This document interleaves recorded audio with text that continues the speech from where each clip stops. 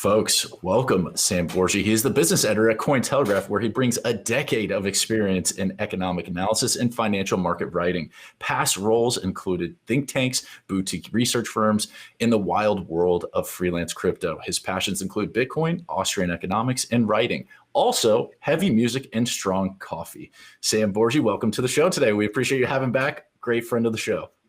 Oh, it's wonderful to be here and to connect with all you guys again. Hope everyone's doing well.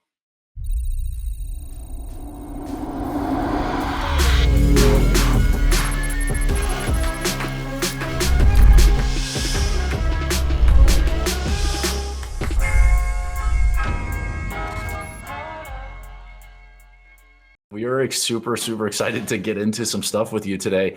A lot of stuff happening on the markets, and we want to hear from you. So why do you think crypto transactions are surging in Central and Southern Asia right now? What are you kind of seeing from where you sit? Well, that's a really interesting question. We covered this earlier in the week. It's based on a Chainalysis report. They've been releasing a lot of really great research that looks at crypto transactions regionally. So before it was focused on Europe, the second report came around Central, Southern Asia, as well as Oceania. And we saw, I think, a 700% spike year over year in the Asian countries. A lot of it actually is coming from emerging markets. A lot of us, when we talk crypto, we talk about it as an investable asset class, which it is.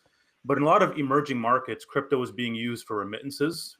It's also being used to circumnavigate a lot of the stringent Forex policies, as well as maybe in some Latin American countries and in Africa, hyperinflation as well. So in the case of Asia, we're seeing countries like Vietnam, India, and Pakistan actually leading in terms of adoption. So if I told you, for example, that Vietnam has become the leader in crypto adoption, you might be like, no, really? Well, yeah, there's actually been multiple reports now that have been showing a large uptick in Vietnam of crypto usage, of actual usage, especially for remittances. So that whole aspect of remittances is becoming really prominent in emerging markets, and we saw that in the Chainalysis report. I just have a quick follow-up question to that. Do you think it's because there currently isn't a massive traditional financial infrastructure in a lot of these countries, and that's why they're being pushed to this new mechanism?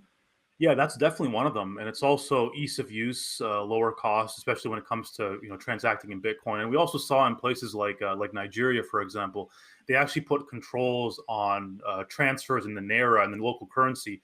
So Bitcoin fixes this, right? In a sense, as we're always saying. So you are starting to see real world use cases for crypto in these emerging markets, whereas maybe in advanced industrialized countries, it's mostly an investable asset class. I think both are really important, but to really see the utility and the need for something like Bitcoin, go to the emerging markets and you'll see it. I think that's a really good use case for stable coins more than Bitcoin, at least the first experience of those underdeveloped countries. I've seen that in Brazil. But changing subject a little bit, Ethereum is the absolute smart contract leader right now, and but we were seeing a lot of competitors such as Polkadot, Cardano, Avalanche rising up right now. So, do you believe on any of those Ethereum killers? Which is your top pick and why? I don't necessarily see any imminent threat to Ethereum's dominance. We've been talking about Ethereum killers since 2016, I think it was. I've been writing about that. This is the next one. Not really. Yeah. For me, Solana is really promising because I take a look at the money flowing in from venture funds. We wrote a report a few months ago about $314 million token sale facilitated by private venture funds into Solana. So obviously something like Solana is expanding massively, but do I think that it can take Ethereum's lunch? I don't. Ultimately, I think it's kind of like Bitcoin, the tide that rises all ships. I think that Ethereum's dominance will create an ecosystem so big that a lot of these other smart contract platforms can compete. But right now, in the next foreseeable future, I don't see anyone coming close. It seems like a lot of the recent momentum in the market actually came after the Fed was like, we're not going to ban crypto because China said they are going to ban it. What do you think about the whole future of regulation in this country and what that means for crypto in the long term? Well, I'd like to, be confident about what the Fed said, but in general, you shouldn't believe anything that they say because nothing they say actually turns out to be true. I mean, this is absolutely, you don't believe me, go look at their dot plot summary of interest rate forecasts every quarter. take a look at how they plot out where they think interest rates are going to go, and then actually take a look at where interest rates go. So for me, what the Fed says doesn't really mean much, but all I take from what Powell said and what all these other people are saying is that we're not going to ban crypto. There's no crypto as an asset class is here to stay. A lot of the regulatory talk right now is around altcoins and stable coins. That's where we could see some more stringent regulation. Obviously, the infrastructure bill had some pretty negative outcomes for a lot of these different developers. I think that it really is meant to corporatize crypto in a lot of ways, which isn't good. But I think that will always find a way. There's always going to be a market. I think that Bitcoin seems to be, not within that realm of regulation that they're talking about. But overall, it seems like regulators are starting to kind of catch up with the conversation for better or for worse. Now, shifting gears a little bit into more crypto security, what do you think about security in the crypto market? And should people be worried about that, considering a recent Coinbase attack? Well, I think we should always be worried about that, right? I mean, we've seen countless attacks targeting exchanges, especially a lot of the phishing scams, and we saw that with Coinbase. Reportedly, I think 6,000 accounts were compromised earlier in the year. So I think that this threat is always going to be there. It's probably going to increase as the valuations of crypto continues to grow.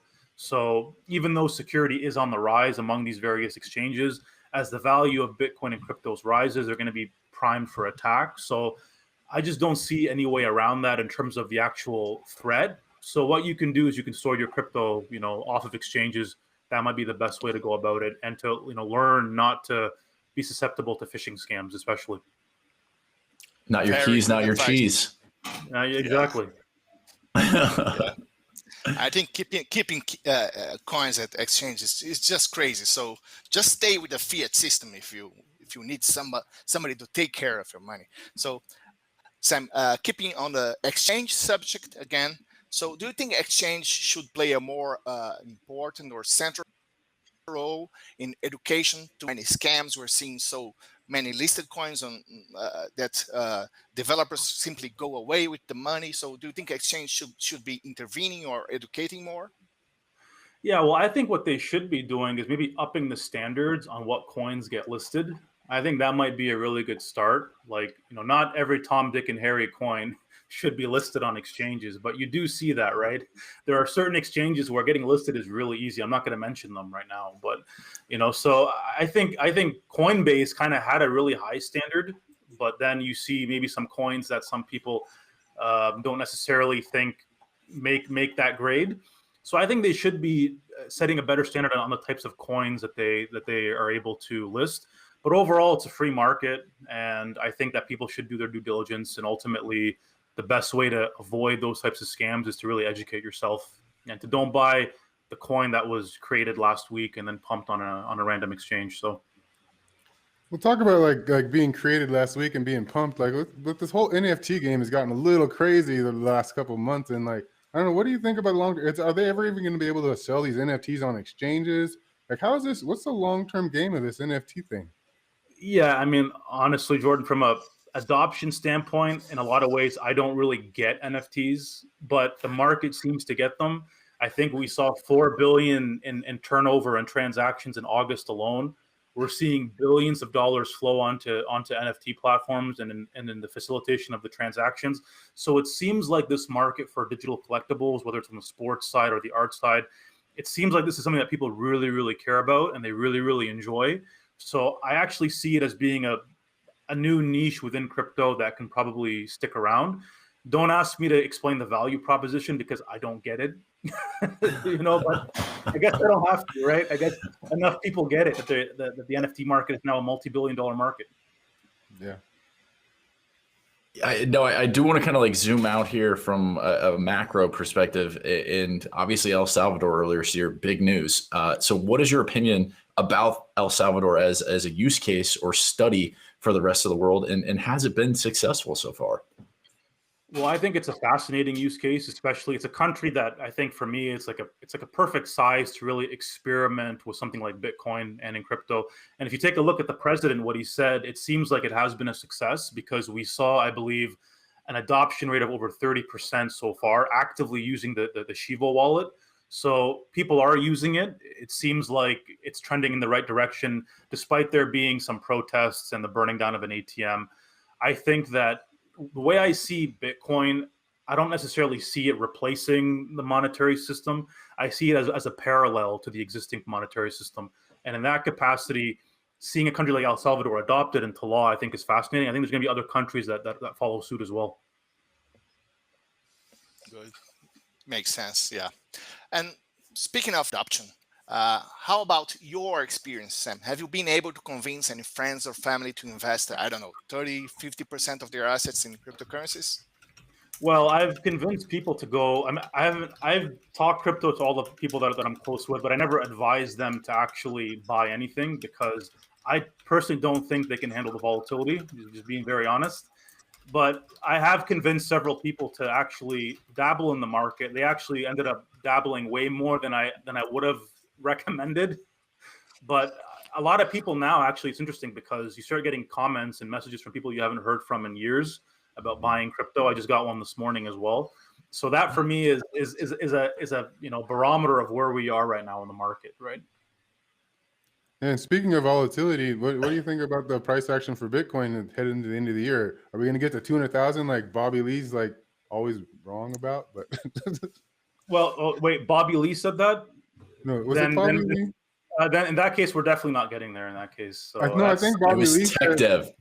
No, but look, I think Bobby Lee said it recently too. Like, look, yeah, somebody can look that up. You just made me nervous there, Jordan. In that case, I might have to revise my outlook. But no, look, that's why I said it. yeah. I've been following this 4-year cycle theory since December of 2018, where we identified the bottom, and given the halving event, we're able to kind of maybe create a model for where we think Bitcoin is going to go over 4 years. I was expecting the market to peak in Q4 of this year. After the puke that we saw back in April and May, I've kind of revised that. I think that will probably peak within the next 2 or 3 quarters. So it could go into the Q1, into the Q2 of next year. I don't necessarily have a price target because those are notoriously difficult to predict. I do think this cycle we will hit a 6-figure Bitcoin, and obviously the entire market will rise with it. And then beyond that, we'll probably get into a bear market at some point. There could be something said about the cycle theory. The cycle theory may no longer pan out in the future, but I do expect a massive correction at some point after this bull market. What would that correction look like? Do you think like 50K? Like what?